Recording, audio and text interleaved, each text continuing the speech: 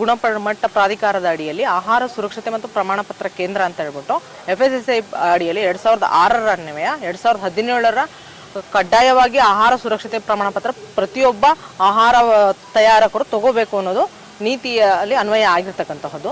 ಅದನ್ನ ಪ್ರತಿಯೊಬ್ಬ FPOಗಳು ಅಂದ್ರೆ ಗುಲ್ಬರ್ಗ ಜಿಲ್ಲಾ ವ್ಯಾಪ್ತಿಯಲ್ಲಿ ಬರ್ತಕ್ಕಂಥ ಟೌನ್ ಅಪ್ ಟು ರೂರಲ್ ವರೆಗೂ ಪ್ರತಿಯೊಬ್ಬ FPOಸ್ಗಳು ಏನು ಆಹಾರ ಮಾಡೋ ಕಿರಾಣಿ ವ್ಯಾಪಾರಸ್ಥರಾಗಿರ್ಬೋದು, ಹೋಟೆಲ್ ವ್ಯಾಪಾರಸ್ಥರಾಗಿರ್ಬೋದು, ಬೇಕರಿ ವ್ಯಾಪಾರಸ್ಥರಾಗಿರ್ತಕ್ಕಂಥದ್ದು, ಹಣ್ಣು ತರಕಾರಿ ಪ್ರತಿಯೊಂದು ಆಹಾರ ವ್ಯಾಪಾರಸ್ಥರು ಯಾರೇ ಮಾಡಿದ್ರು ಕೂಡ ಅವರಿಗೆ ಪ್ರತಿಯೊಂದು ಒಬ್ಬರಿಗೂ ಕೂಡ ಆಹಾರ ಸುರಕ್ಷತೆ ಮತ್ತು ಪ್ರಮಾಣ ಪತ್ರದ ಬಗ್ಗೆ ಒಂದು 4 ಗಂಟೆಗಳ ತರಬೇತಿ ಇರುತ್ತೆ. ಇದು ಸರ್ಕಾರ ನಿಗದಿಪಡಿಸಿರ್ತಕ್ಕಂಥ ಹಣವನ್ನು ಪಾವತಿಸಿ ಇದನ್ನ ತರಬೇತಿಯನ್ನು ಪಡೆದುಕೊಳ್ಳಬೇಕಾಗಿರ್ತದೆ. ಇದರಲ್ಲಿ ಪ್ರತಿಯೊಬ್ಬ FPOಸು ಎನ್ರೋಲ್ ಆಗಿದ್ದಾರೆ. ಇದಕ್ಕೆ ನಮಗೆ ಪರ್ಮಿಷನ್ ಬಂದ್ಬಿಟ್ಟು ನಮ್ಮ FSSAI ಕಡೆಯಿಂದ ಬೆಂಗಳೂರು ಪ್ರಾಧಿಕಾರದಿಂದನೂ ಪರ್ಮಿಷನ್ ಇದೆ, ನಮ್ಮ ಗುಲ್ಬರ್ಗ ಜಿಲ್ಲಾ ಅಧಿಕಾರಿಗಳಿಂದನೂ ಪರ್ಮಿಷನ್ ಇದೆ, ಅಂಕಿತ ಅಧಿಕಾರಿಗಳಿಂದನೂ ಪರ್ಮಿಷನ್ ಇದೆ. ಜಿಲ್ಲಾ ಅಂಕಿತ ಅಧಿಕಾರಿಗಳದ್ದು ಇವಾಗ ಸ್ವಲ್ಪ ಪೋಸ್ಟಿಂಗ್ ಬಂದ್ಬಿಟ್ಟು ಅಸಿಸ್ಟೆಂಟ್ ಕಮಿಷನರ್ಗೆ ಕೊಟ್ಟಿರೋದ್ರಿಂದ ಅವ್ರನ್ನೂ ಹೋಗಿ ನಾವು ಕಾಣ್ತಾ ಇದ್ದೀವಿ. ಅವರು ಕೂಡ ನಮಗೆ ಪರ್ಮಿಷನ್ ಕೊಟ್ಟಿರ್ತೀವಿ ಅಂತಾನೆ ಹೇಳಿದ್ದಾರೆ. ಇದ್ರ ಮಧ್ಯೆ ಇಲ್ಲಿ ಬರ್ತಕ್ಕಂತಹ FSOಗಳು ಆಂಜನೇಯ ಬೈಕರ್ ಸರ್ ಏನಿದಾರಲ್ಲ, ಇವಾಗ ನಮ್ಮ ಟೌನ್ FSO ಅವರಿದ್ದಾರೆ, ಅವರು ಕೂಡ ನಮಗೆ ಒಳ್ಳೆ ರೀತಿಯಲ್ಲಿ ಸಪೋರ್ಟ್ ಮಾಡಬೇಕು ಮುಂದಿನ ದಿನಗಳಂತ ಕೇಳ್ಕೊಳ್ತಾ ಧನ್ಯವಾದಗಳು ತಿಳಿಸ್ತಾ ಇದ್ದೀನಿ. ಆಹಾರದ ಟ್ರೈನಿಂಗ್ ಬಂದ್ಬಿಟ್ಟು ಹೈಜೀನ್ ಪರ್ಪಸ್, ರಾಸಾಯನಿಕ ಪದಾರ್ಥಗಳು ಎಷ್ಟು ಪ್ರಮಾಣದಲ್ಲಿ ಯೂಸ್ ಮಾಡಬೇಕು, ಆಮೇಲೆ ಕಲಬೆರಕೆ ಆಗ್ತಾ ಇರ್ತಕ್ಕಂಥ ಆಹಾರಗಳನ್ನು ಹೇಗೆ ತಡಿಬೇಕು ಅಂತ ಹೇಳ್ಬಿಟ್ಟು, ಆಮೇಲೆ ಕೆಮಿಕಲ್ಸ್ ಯೂಸ್ ಮಾಡ್ತಾ ಇದ್ದಾರೆ ಟೇಸ್ಟಿಂಗ್ ಬರಲಿ ಅಂತ ಹೇಳ್ಬಿಟ್ಟು ಅದನ್ನ ಹೇಗೆ ತಡಿಬೇಕು, ಅದ್ರ ಬಗ್ಗೆನೇ ಸಂಪೂರ್ಣವಾದ ಒಂದು ತರಬೇತಿ ಇದಾಗಿರುತ್ತದೆ. ಇದರಲ್ಲಿ ನಮ್ಮಲ್ಲಿ ತುಂಬಾ ಹೈಜೀನ್ ಪರ್ಪಸ್ ಇಲ್ಲ, ಆಮೇಲೆ ಕೆಮಿಕಲ್ಸ್ ಯೂಸ್ ಮಾಡ್ತಾರೆ, ಆಮೇಲೆ ಇವತ್ತಿನ ಆಹಾರ ನಾಳೆಗೆ ಸಪ್ಲೈ ಮಾಡಿ ಪ್ರತಿಯೊಬ್ಬರಿಗೂ ಗ್ರಾಹಕರಿಗೆ ಪಬ್ಲಿಕ್ಗೆ ಕೊಡ್ತಾ ಇರ್ತಾರೆ.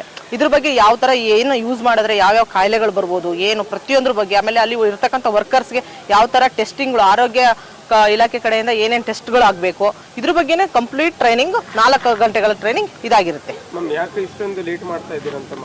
ಲೇಟ್ ಅಂದ್ರೆ ಸರ್ ಇವಾಗ ನಮಗೆ ಪರ್ಮಿಷನ್ ಆಗಿ ಜೂನಲ್ಲಿ ಪರ್ಮಿಷನ್ ಆಗಿತ್ತು ಸರ್. ಜೂನಲ್ಲಿ ಪರ್ಮಿಷನ್ ಆಗ್ಬಿಟ್ಟು ನಮಗೆ ಇಲ್ಲಿವರೆಗೂ ಸೆಪ್ಟೆಂಬರ್ 26ನೇ ತಾರೀಕು 100 ಜನಗಳಿಗೆ ನಾವು ಟ್ರೈನಿಂಗ್ ಕೊಟ್ಟಿದ್ದೀವಿ. ಆ 100 ಜನಗಳಿಗೆ ಟ್ರೈನಿಂಗ್ ಕೊಟ್ಟಿರೋದು ಈ ತರದೊಂದು ಟ್ರೈನಿಂಗ್ ಆಲ್ರೆಡಿ ಗುಲ್ಬರ್ಗ ಡಿಸ್ಟ್ರಿಕ್ಟ್ 100 ಜನ ತರಬೇತಿ ತಗೊಂಡಿದ್ದಾರೆ ಸರ್. ಈ ತರದೊಂದು ಟ್ರೈನಿಂಗ್ 100 ಜನ ತಗೊಂಡಿದ್ದಾರೆ. ಈ ಟ್ರೈನಿಂಗ್ ಮಾಡಿ ಇದನ್ನ ಪ್ರೆಸ್ ಮೀಟ್ ನ ಮಾಡಿರೋಂಥದ್ದು ಇವತ್ತು ಸರ್.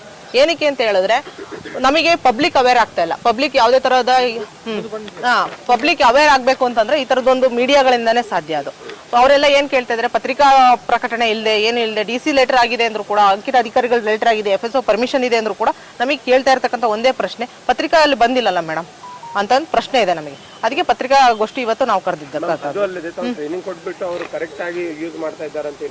ಅದು FSOಗಳು ಹೋಗ್ತಾರಲ್ಲ ಸರ್ ಆನ್ ಫೀಲ್ಡ್, ನಾವು ಕೂಡ ಹೋಗ್ತಾ ಇರ್ತೀವಿ, ನಾವು ಚೆಕ್ ಮಾಡ್ತೀವಿ ಸರ್. ಇದೀವಿ ಸರ್, ಇದೀವಿ.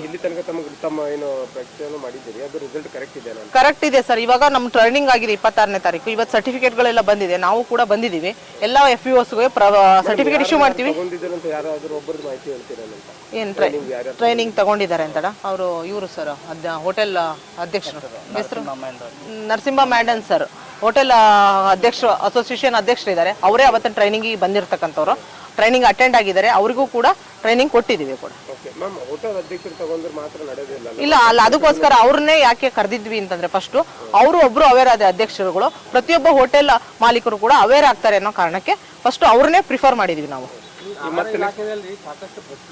ಹೌದು ಹೌದು ಸರ್, ಹೌದು.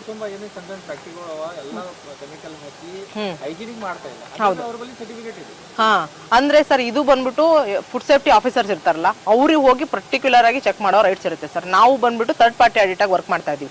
ಅಂದ್ರೆ ಆಹಾರ ಸುರಕ್ಷತೆ ಮತ್ತು ಪ್ರಮಾಣ ಪತ್ರ ಬಗ್ಗೆ ನಾವು ಟ್ರೈನಿಂಗ್ ಹೈಜೀನ್ ಬಗ್ಗೆ ಮಾಡ್ತಾ ಇರ್ತೀವಿ.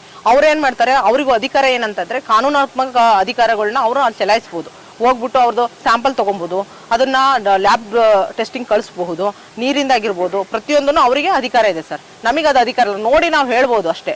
ಒಂದು ನಮ್ಮಲ್ಲಿ ಹೈಜೀನ್ ಪರ್ಪಸ್ ಬರುತ್ತೆ ಸರ್, ಕೆಮಿಕಲ್ಸ್ ಪರ್ಪಸ್ ಬರ್ತದೆ ಸರ್. ಇದ್ರ ಬಗ್ಗೆ ಸಂಪೂರ್ಣವಾದ ತರಬೇತಿ ಇರುತ್ತೆ ನಮ್ದು. ಹಾ ಇದು ನೀವು ಯಾವ್ದಾದ್ರು ವರದಿ ಸರ್ಕಾರಕ್ಕೆ ಸಲ್ಲಿಸಬಹುದು ಅಧಿಕಾರಿಗಳಿಗೆ ಅಥವಾ ಇಲಾಖೆ? ಹೌದು ತರಿಸಬಹುದು. ಈಗ ನಮ್ಮ ಶ್ರೀನಿವಾಸ್ ಸರ್ ಅಂತ ಹೇಳ್ಬಿಟ್ಟು ನಮ್ಮ FSSAI ಕಮಿಷನರ್ ಇದ್ದಾರೆ ಸರ್ ಬೆಂಗಳೂರಿನವರು. ಅವ್ರಿಗೆ ಈಗ ಆಲ್ರೆಡಿ ನಾವು ಮಾಹಿತಿ ಕೊಟ್ಟು ಬಂದಿದ್ದೀವಿ ಇದ್ರ ಬಗ್ಗೆ ಏನೇನು ಆಗ್ತಾ ಇದೆ ಅಂತ ಹೇಳ್ಬಿಟ್ಟು. ಅವ್ರು ಒಂದೇ ಮಾತು ಹೇಳಿದ್ದು, DOಗಳು ಮೊದಲೇ ಇದ್ರು, ಅವರು ಡಿಸ್ಟ್ರಿಕ್ಟ್ ಹೆಲ್ತ್ ಆಫೀಸರ್ಸ್ ಇರ್ತಿದ್ದು ಡಾಕ್ಟರ್ಗಳು, ಅವರಿಗೆ ಮಾಡಕ್ ಆಗ್ತಾ ಇರಲಿಲ್ಲ ಡ್ಯೂಟಿ. ಹಾಗಾಗಿ ಸ್ವಲ್ಪ ಅರ್ಧ ಕರ್ನಾಟಕ ಬಂದ್ಬಿಟ್ಟು ಅಸಿಸ್ಟೆಂಟ್ ಕಮಿಷನರ್ಗೆ ಕೊಟ್ಟಿದ್ದೀವಿ. ಇನ್ನು ಮುಂದಿನ ದಿನಗಳಲ್ಲಿ ಚೆನ್ನಾಗಾಗುತ್ತೆ ಅಂತ ಅವ್ರು ಹೇಳಿದ್ದಾರೆ. ಮಾಹಿತಿ. ತರಬೇತಿ ಎಲ್ಲಿದೆ ಮೇಡಮ್ ಅದು? ತರಬೇತಿ ಪ್ರಮಾಣ ಪತ್ರ ಪ್ರತಿಯೊಂದು ಹೆಡ್ ಕ್ವಾರ್ಟರ್ಸ್ ಅಲ್ಲಿ ನಾವು ಮಾಡ್ತಾ ಬರ್ತೀವಿ. ಆನ್ ಫೀಲ್ಡ್ ಹೋಗಿ ಇದು ಕೆಲಸ ಮಾಡಬೇಕು ಸರ್ ನಾವು. ಎಲ್ಲಾದ್ರೂ ಕಾರ್ಯಕ್ರಮ ಮಾಡ್ಕೊತಾ ಇದ್ದೀರಾ? ಇವಾಗ ಯಾತ್ರಿ ನಿವಾಸ್ ಅಲ್ಲಿ ಮೊನ್ನೆ ಆಗಿದೆ ಸರ್. ಯಾತ್ರಿ ನಿವಾಸ್ ಅಲ್ಲಿ 26ನೇ ತಾರೀಕು ಆಗಿದೆ ಸರ್. 100 ಜನ 26ನೇ ತಾರೀಕು ಯಾತ್ರಿ ನಿವಾಸ ಎಲ್ಲ ಆಗಿದೆ ಸರ್. ಈಗ ನಿಮ್ಮಲ್ಲಿ ಅಧಿಕಾರಿ ಇಲ್ಲ ಅಂದ್ರೆ ನೀವು ಯಾಕೆ ಮಾಡ್ತಾ ಇದ್ದೀರಿ? ಅಧಿಕಾರಿ ಇದಾರೆ ಸರ್ ನಮಗೆ. ಯಾರ ಮೇಲೆ ಅಧಿಕಾರ ಅವ್ರು ಭ್ರಷ್ಟಾಚಾರದಾಗ ಮುಳುಗೋಗಿದ್ದಾರೆ. ಹೌದು ಸರ್, ಅದೇ ಆಗಿದೆ. ಅಂದ್ರೆ ಇಲ್ಲಿ FSOಗಳು ಸಪೋರ್ಟ್ ಮಾಡ್ಬೇಕಲ್ಲ. FSOಗಳು ಏನಾಗಿದ್ರು ಅಂದ್ರೆ ಸ್ವಲ್ಪ ದಿನ ಟೌನ್ ಅಲ್ಲಿ ಇರ್ಲಿಲ್ಲ ಸರ್. ಅವರಿಗೆ ಸ್ವಲ್ಪ ಯಾವುದೋ ಒಂದು ವಿಚಾರವಾಗಿ ಅದೇ ಸ್ವಲ್ಪ ಡಾಕ್ಟರ್ಗಳಿಗೆ ಬೇಡ, ಅವರಿಗೆ ವರ್ಕ್ ಜಾಸ್ತಿ ಪ್ರೆಷರ್ ಇದೆ ಅಂತ ಹೇಳ್ಬಿಟ್ಟು ರಿಮೂವ್ ಮಾಡಿದ್ರು. ಮತ್ತೆ ಇವತ್ತಿಂದ ಡ್ಯೂಟಿ ಹಾಕಿದ್ದಾರೆ ಅಂತ ಬಂದಿದೆ ಮಾಹಿತಿ. ನಾನು ಕೂಡ ಇವತ್ತು ಹೋಗಿ ಕಾಣಬೇಕು ಅವ್ರನ್ನ, AC ಸರ್ಗೆ ಮತ್ತೆ FSO ಸರ್ಗೆ. ಹಾ ಹಾ ಹಾ ಹೌದು ಹೌದು ಹೌದು. ಹಾ ಹಾ ಹಾ ಅದೇ ಇದ್ರ ಬಗ್ಗೆ ನಾನು ಇವತ್ತು AC ಮೀಟ್ ಮಾಡಿದಾಗ ಖಂಡಿತ ನಾನು ಆನ್ ಫೀಲ್ಡ್ ಬಂದ್ಬಿಟ್ಟು ನೋಡ್ಬಿಟ್ಟು ಬೇಕಾದ್ರೆ ಅದನ್ನ ಮುಂದಿನ ದಿನಗಳಲ್ಲಿ ಇದೇ ತರ ಪ್ರೆಸ್ ಮೀಟ್ ಮಾಡ್ಬಿಟ್ಟು ಯಾರ್ಯಾರು ಏನೇನ್ ಮಾಡಿದ್ದಾರೆ, FSOಗಳು ನಮಗೆ ಎಷ್ಟು ಬೆಂಬಲ ಕೊಟ್ಟಿದ್ದಾರೆ ಅನ್ನೋದನ್ನ ಮಾಹಿತಿ ತಿಳಿಸ್ಕೊಡ್ತೀವಿ ಸರ್. ನಿಮ್ಮ ಪ್ರಕಾರ ನೀವು ಯಾವ್ದಾದ್ರು ಫ್ಯಾಕ್ಟರಿ ಕ್ಲೋಸ್ ಮಾಡೋದು ಅಂದ್ರೆ ಆ ಕ್ರಮ ಮಾಡ್ಲಿಕ್ಕೆ ನನಗೆ ಅಧಿಕಾರ ಇಲ್ಲ ಸರ್. ಅಂದ್ರೆ ಇದುವರೆಗೂ ನಾನು ಆ ತರದ್ ಮಾಡಿಲ್ಲ ಸರ್. ಇಲ್ಲಿ ಲೋಕಲ್ ಮಾಡಿದೀವಿ. ಇದು ಮುಂದೆ ಇವಾಗ ನಿಮ್ಮ ಹೆಸರು? ಪ್ರಿಯಾಂಕಾ BS.